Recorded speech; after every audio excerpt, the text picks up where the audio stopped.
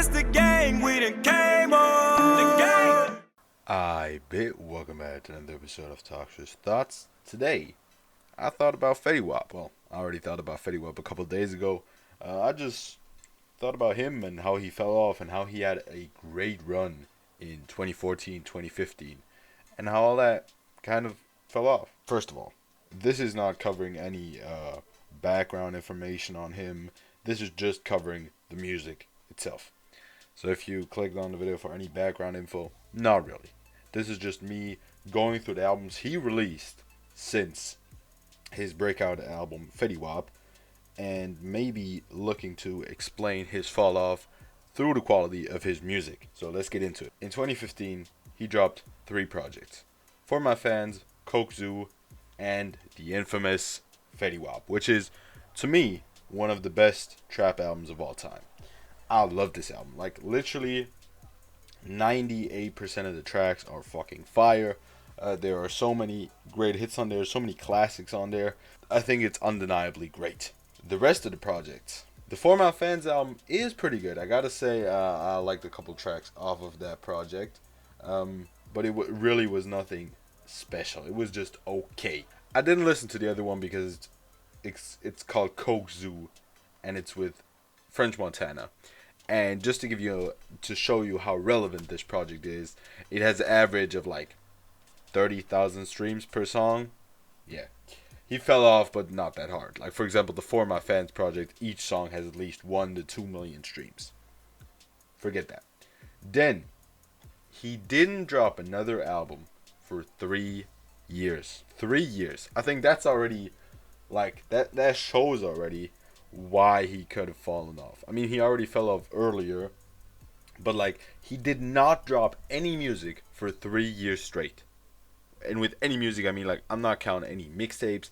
I'm not counting any. He didn't throw any album onto streaming for 3 years until he released in 2018 Bruce Wayne, which to me is the best album since Fetty Wap, including the ones later on. This album is really, really good compared to what's coming later. Like, some of these songs, like, I would definitely advise you to listen to Strawberry Kush, What We Do, and Starstruck. All these tracks are fucking great. Hit Some Corners is also good. Like, this album honestly has some good potential, and you can see it in the streams. Like, every track has at least 1 million streams. For example, Strawberry Kush has 11 million streams. Like, that's a lot.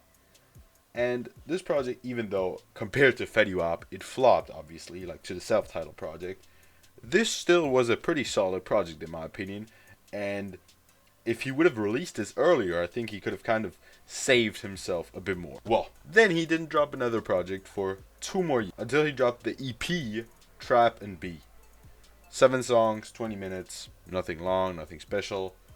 Pretty okay, honestly. I think this one is already worse than the other one, just because besides the tracks that did pop off, like Reasons and Teach Me, this project really doesn't have any great songs. I mean, it's only 7 tracks long, but most of these tracks are just mid, and they have a way more overall. Everything Fetty Wap dropped after his self-titled project has a way more laid-back vibe. He doesn't have these extremely catchy hooks anymore. He just doesn't go in as much as he used to. Like, these sound more like he's like just chilling. And although I can appreciate that for some artists, I think in his position that's the wrong thing to do, because like, the extremely powerful, extremely catchy, extremely energetic hooks is what got him popping, and he just doesn't do that a lot these days. He did it once. Well, that wasn't really energetic, but he had a very good hook once on the song Birthday featuring Monty, which was released in 2019. Okay, so we're talking years after Fetty Wap's fall off, but this was released in 2019 and is now sitting at almost 50 million streams on Spotify. So he can still make a hit, and if he does make a good song, it does get attention. He just doesn't do it a lot for some reason. Well, after Trap and B, he dropped another project in 2020, You Know the Vibes, which to me is the worst Fetty Wap project I've heard. Like, this is, for the most part, forgettable, skippable, boring, really nothing to it. Like, honestly, this project, he could have just left that shit in the vault. Like, nobody needed this shit. Even the track with Styles P, I didn't need that. I like Styles P, I did not. So you know the vibes. I don't even have like a real song suggestion for this one.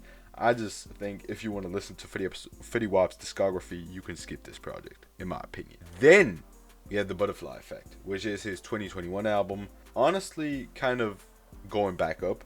I mean, compared to You Know the Vibes, there was only going. He couldn't have gone even further down. And this one is better. This one sometimes tells kind of stories. It's kind of more introspective. Is more interesting even lyrically, but it still has the same problems to me. It's way too laid back. Like, if you look at Spotify, sorry, I'm always using Spotify, so that's just what I mention all the time. If you look at the streaming numbers, what songs are his biggest? Track, catchy hook, pretty energetic, like has kind of a party vibe maybe. Yeah. My Way, same thing. Again, same thing. 679, same thing. RGF Island, same goddamn thing. The only track that doesn't really fit in this category, still has a catchy hook, it just isn't as energetic, is Wake Up, which was released after his hit album and still is sitting at almost 100 million streams now. He can also make hits in a slower vibe. Just, to me, it seems that is way less probable. So, is Fetty Wap the one responsible for his fall off? Because he blamed his manager, he blamed bad surroundings, he blamed this, he blamed that, I don't give a shit. I'm talking about his part in his fall off now. In his part as a musician, as an artist. I do think he has. I don't think everything he dropped after his most popular album is trash. But nothing comes even close to the greatness of Fetty Wap, of the self-titled project released in 2015. With that being said, let me know what you think about the project, what you think about Fetty Wap, the artist, and have a great one. Remember back then, all them hoes ain't want me. Now I'm ballin', all them same hoes on me. Mama told me that this came with the money and the motherfucking fame. Even though I feel the same, I'm that nigga now. I'm that nigga now. I'm that nigga now. I'm that nigga now.